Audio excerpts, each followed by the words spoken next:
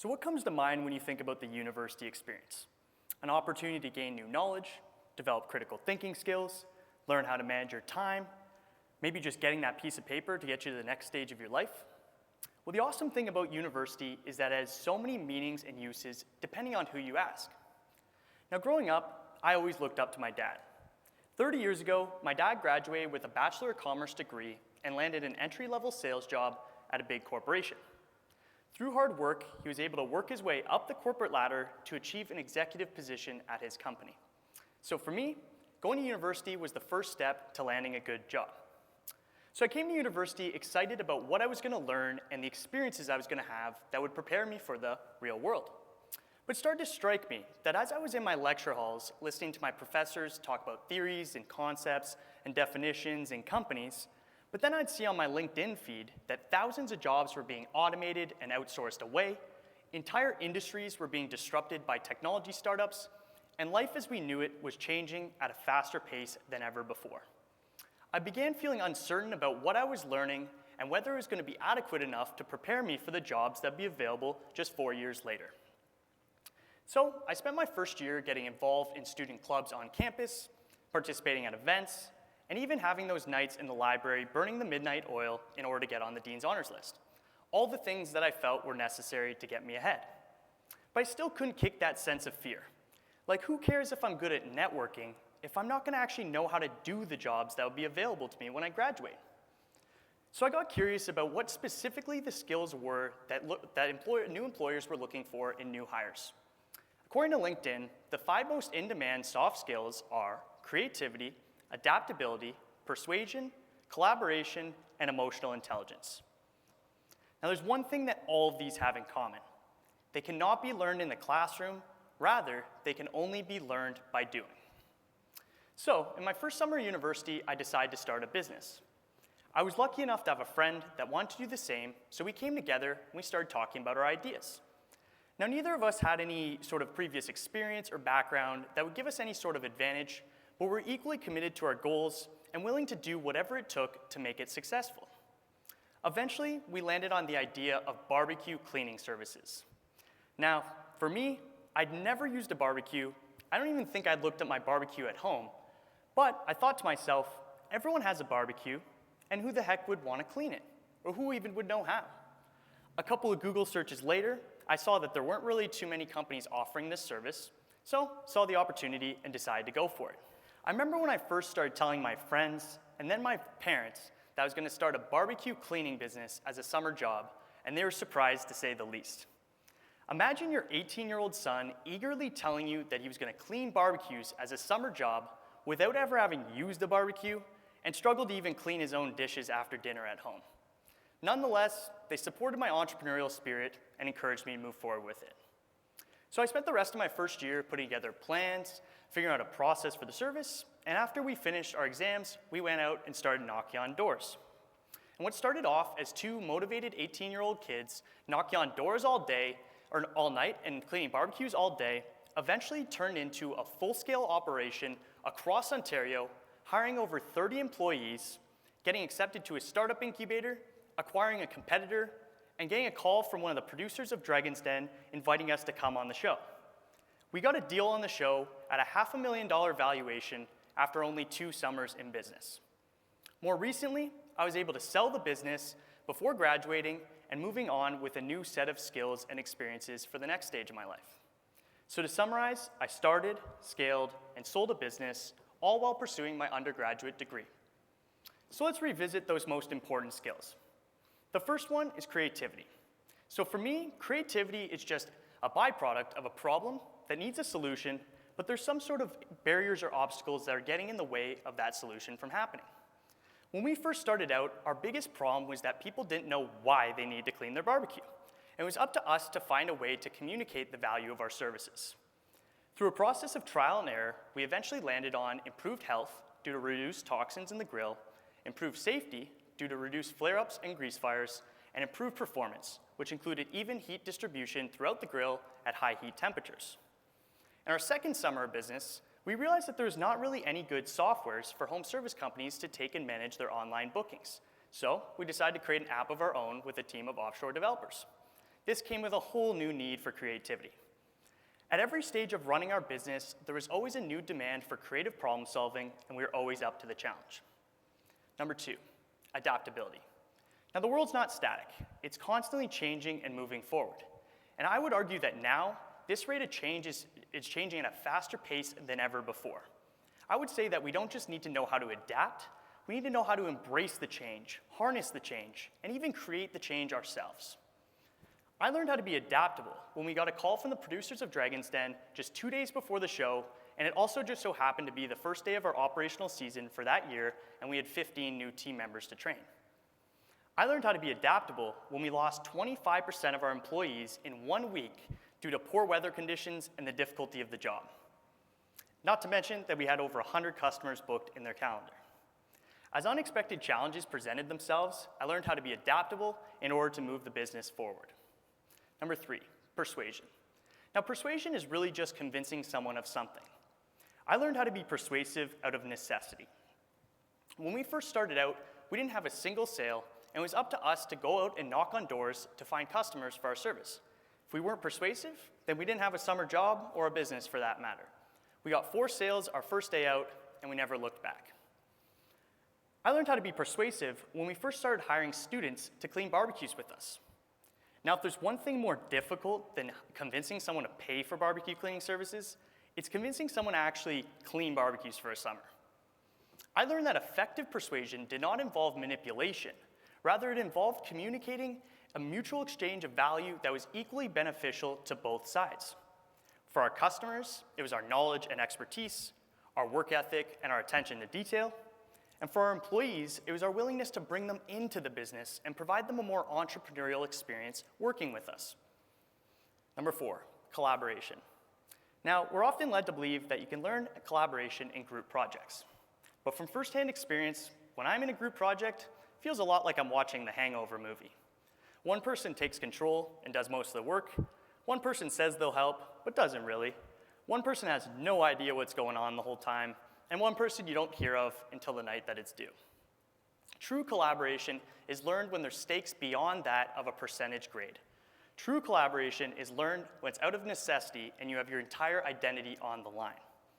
When you have a business partner that you live with, you grew up with, you go to school with, and you pretty much spend all your time with, let's just say you learned how to collaborate. And number 5, emotional intelligence. Now, emotional intelligence can be defined as the awareness, control, and expression of one's emotions to manage interpersonal relationships effectively. Now, I like to say a person's true test is when times are tough and things aren't going their way. As an entrepreneur, you get tested frequently. I remember there was one May 2-4 long weekend, and we got hit with a brutal 1-star review on our Google listing. It was so bad that I picked up the phone right away and called up the customer. He proceeded to yell at me for a full 10 minutes before eventually calming down and agreeing to let me come over. So I drove to his house at 6 p.m. and I cleaned his barbecue until after dark. He was so happy that he changed his 1-star review to one of the best 5-star reviews that we ever got, and he even offered a $100 tip for my time.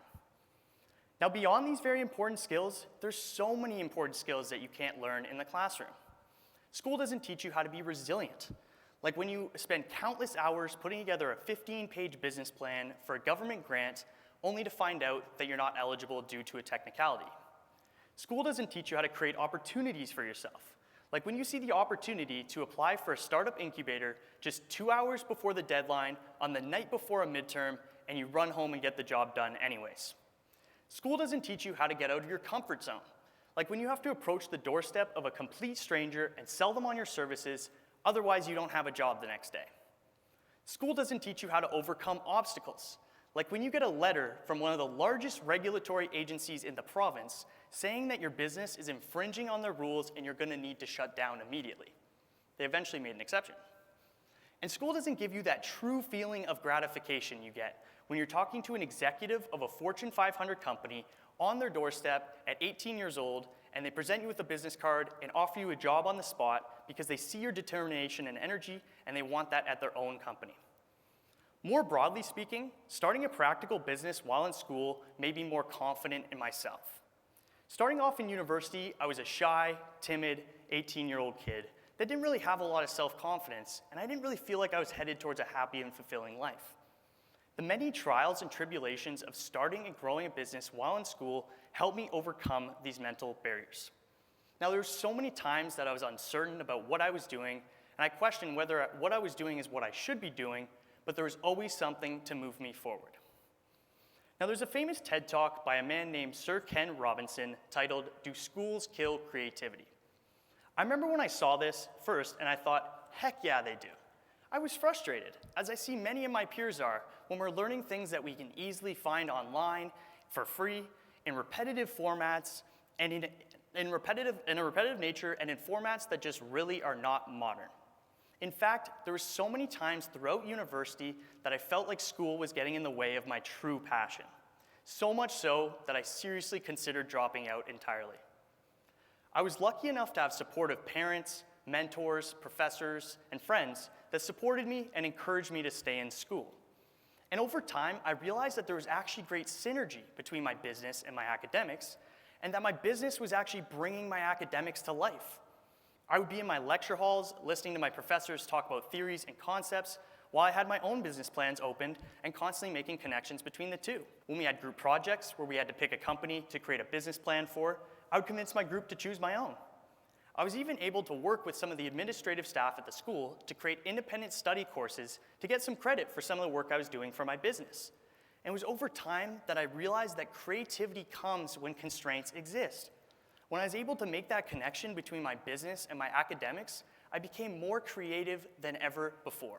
Now, in my opinion, we can't demand that schools teach us these intangible skills, because they're not designed for that purpose. Think about it for a second. If the world is changing so fast, literally by the year, then how is one large academic institution possibly supposed to custom create a new teaching curriculum and style every single year? It's just not possible. Now, schools have begun incorporating experiential learning into the classroom, but without meaningful outcomes, in other words, real consequences to failure, I think that void still exists.